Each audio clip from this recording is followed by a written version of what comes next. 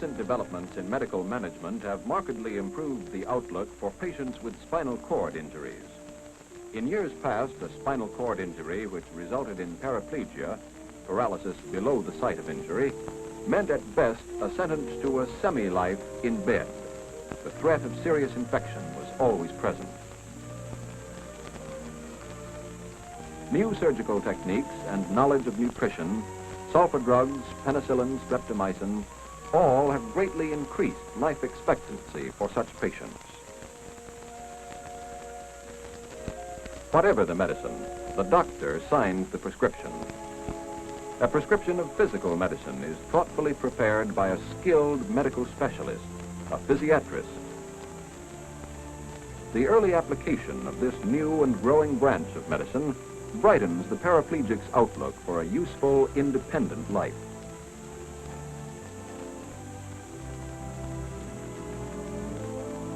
Footboards or splints judiciously prescribed and applied during early hospitalization help to prevent contractures. A knee joint locked in flexion or an ankle stiffly extended may seriously delay the fitting of braces and prevent maximum rehabilitation. Even though lower limbs are completely paralyzed, contractures must be prevented if long leg braces are to be worn. Passive exercise of the affected extremities helps to maintain this so important range of joint motion. To maintain range is much easier than to overcome deformities, which result when such exercise is neglected. Mild heat and gentle massage increase circulation, nutrition of tissues, and help to maintain muscle tone in the affected parts. Heat and massage are prescribed with caution for the paraplegic because of impaired sensation and spasticity. Special apparatus, such as the Hubbard tank, provides hydrotherapy for those cases where contractures have already developed. After aptitude tests, coordination and dexterity in fine movements are developed through carefully prescribed occupational therapy.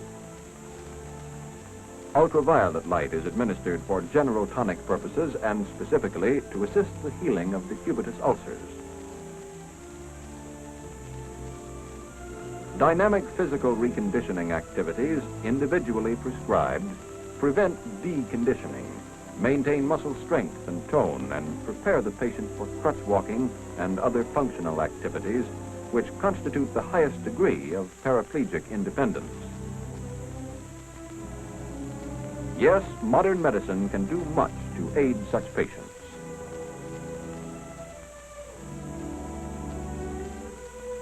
Yet in the progress of each, there comes a point where objective medical measures alone can do no more.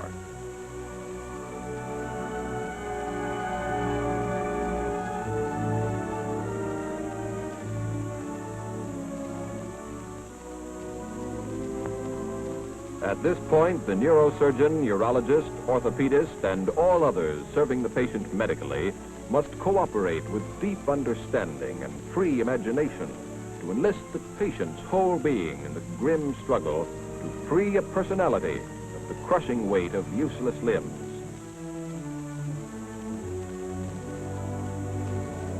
George Young's spine was injured when his Jeep overturned on maneuvers in Kansas.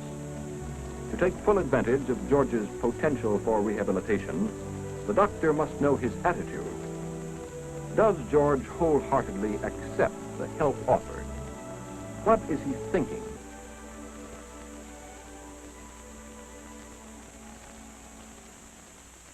God grant us the serenity to accept the things we cannot change, courage to change the things we can, and wisdom to know the difference. So what? That's what I was thinking. So what?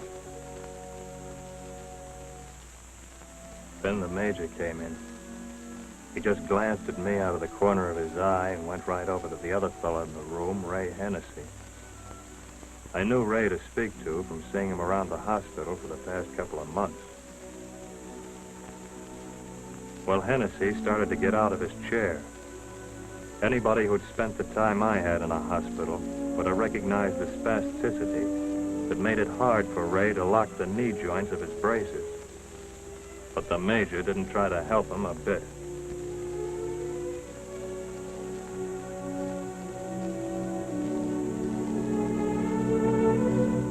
Watching him shift his weight and seeing the power of the heave that put him on his feet was to me like watching a high jumper clear a 7-foot bar. And I probably wouldn't even have bothered to look at him if my head hadn't been turned that way.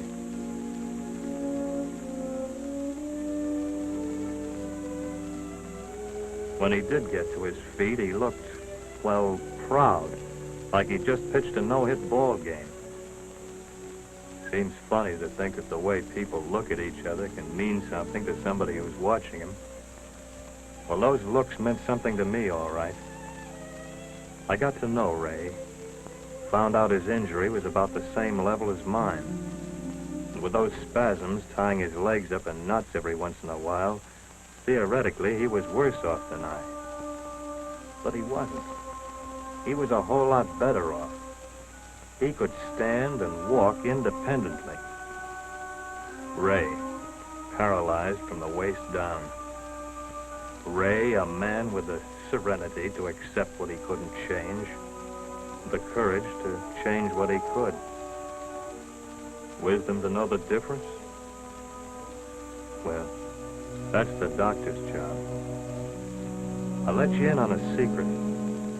On that day, Tuesday, the 17th of July, I, George Young, brushed off Dick Tracy and Superman and decided to pattern myself after a real man, Ray Hennessy.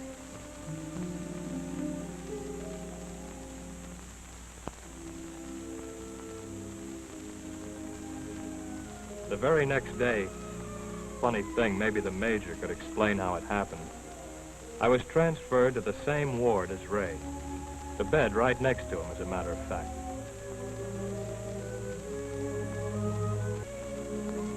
That night, I watched him taking off his braces.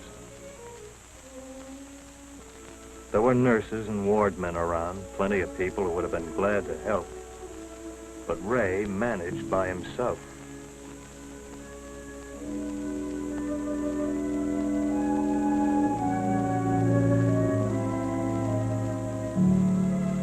Long leg braces. Watching Ray with his made me think about the things in a different way. Instead of being, well, almost afraid of them, I began wanting them. They became a sort of a symbol of getting out of bed.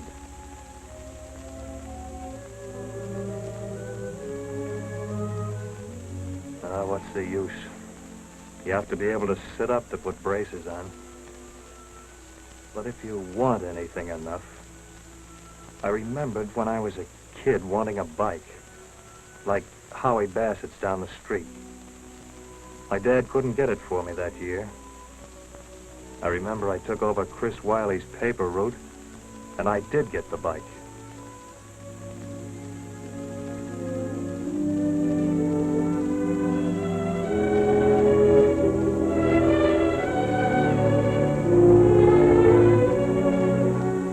I did get what I wanted on my own.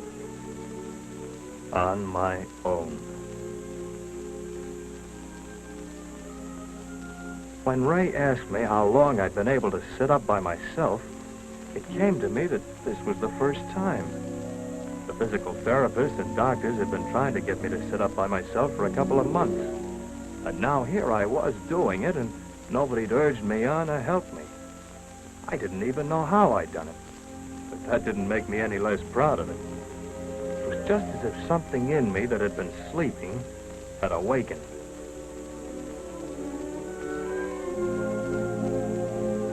Being awake inside somehow made it easier for me to go to sleep. I dozed off like a kitten that night for the first time in, I hate to say how long. And I dreamed about being back at my old job at the plant.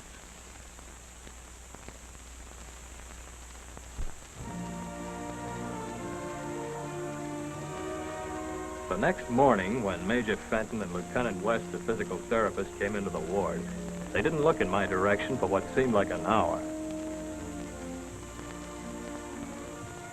I wanted to show off a little. Show them that I could sit up, that I didn't have to be cranked up like an old-fashioned clock every morning. When they finally did notice me, they made believe they weren't surprised. But I knew they were. Surprised and pleased.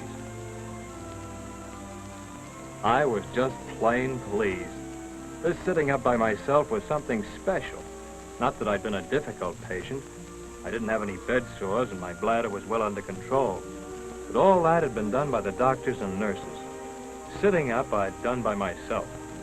And doing it made me realize that the success of my dream of getting out of bed was all up to me. Of course, people in the hospital could and did test me, make out charts and lists of how this nerve worked and what that muscle could do.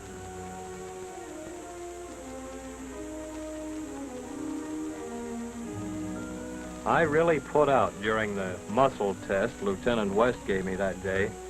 I didn't want any deformities or weaknesses to show up that'd make me less able to walk than Ray.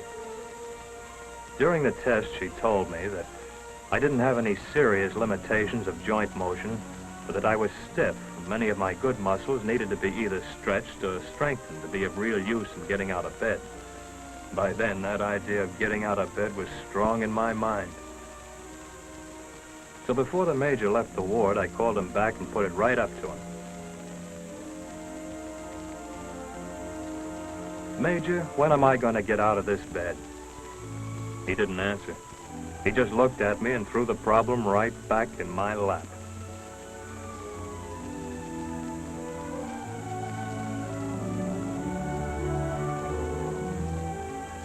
My own score sheet.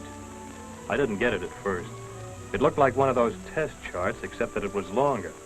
But the major explained that this was more than a test. It was an exercise program, too. It listed all the main things I'd have to be able to do to get from my bed to a job and back again under my own power. Each exercise was a preparation for the next. The first ones were to be done in bed to build strength to get out of bed.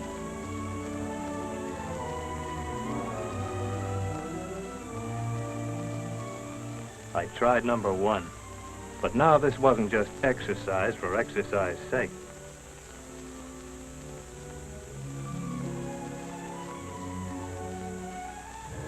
I could look across at the next bed and see just what I'd be using those muscles for soon. Maybe. Being there with Ray, seeing how well he managed, looking at the chart made me realize that a lot of little things can add up to something big and important. To me, then, the most important thing in the world was getting out of bed under my own power. I really wanted to get out of there.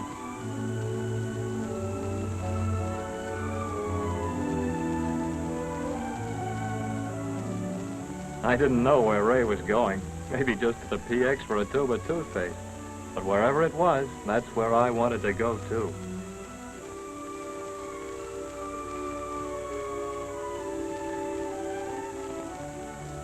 Within a week, I was handling myself in bed pretty well.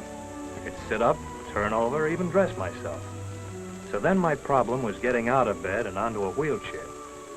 Doing this was 2 things: a test and specific exercise which would help me perform more difficult things later on.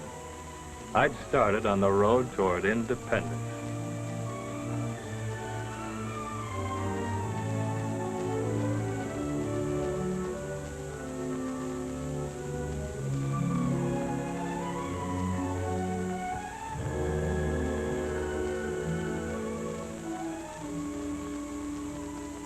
When I filled in the little square on my own score sheet, I was so excited I nearly poked a hole in the paper. Being able to get into the wheelchair under my own power made possible another exercise.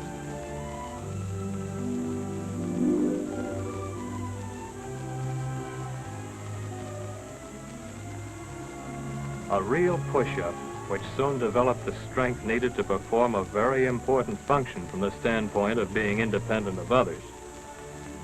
There were no special bars or hand grips where I took this part of the test, because I was being prepared for life. Not in the hospital where they have such things, but life in the regular world where toilets are toilets, and that's that. Later that same day, Ray and I made our first trip, at least it was the first trip for me, to the gymnasium. Ray called it Independence Hall. For me, when I started, it was just a plain sweatshop.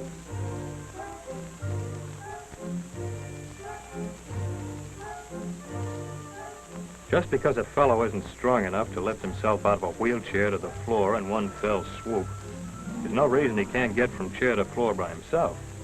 Well, not exactly by himself the first time.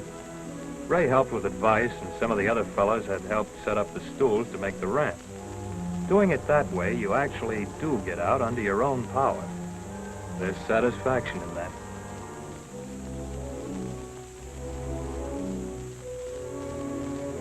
Then, too, the floor is firm, and from it you get a feeling of confidence impossible on the soft, springy surface of a bed. Sitting up without, or practically without, abdominal muscles is quite a trick. I couldn't use sandbags in my hands like Ray. Major Fenton wouldn't let me. I didn't ask him why. I'd been doing all right, leaving the wisdom to know the difference up to him. Not that he made any mystery about the whys and wherefores of the exercises we did. Far from it. Everyone was planned for a special purpose. The Major prescribed this crawling business to improve my coordination, to strengthen my shoulders, arms, and hands. Ray was an expert at it. I gave it a good try anyway.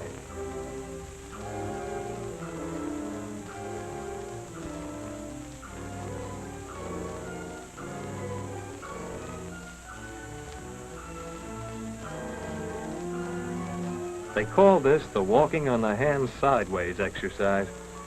And there's no doubt about it. It's walking on the hands sideways, and it's exercise. They claim that it brings into play the same muscles that are used in getting from the wheelchair to a toilet seat. Shorties were the first crutches I was allowed to try. Ray said they'd been a big help to him in developing control and a feeling of confidence.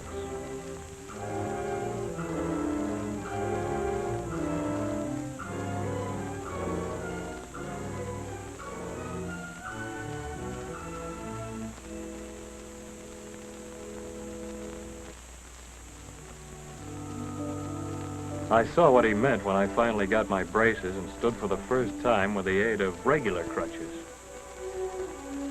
Boy, you need a feeling of confidence. That floor looked a mile away. A mile away. So before I tried walking with it that distance from me, I got right down on the mat and practiced walking flat on my back with a wall for a floor. Got the hang of the thing, sort of got acquainted with the crutches and strengthened muscles at the same time.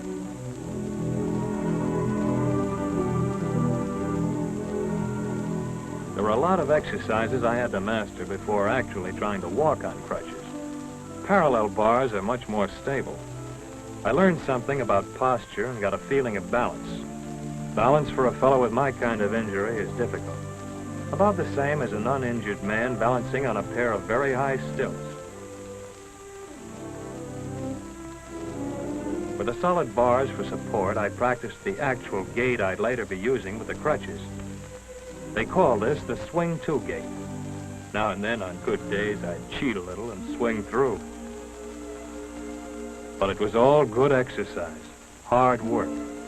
So hard that I don't believe I could have done it if I hadn't had the idea of being independent always with me. Parallel bars are all right in their place. Crutches might be called independent, portable parallel bars. My first step with the crutches wasn't a step at all. Lieutenant West taught me to shift my weight from crutch to crutch.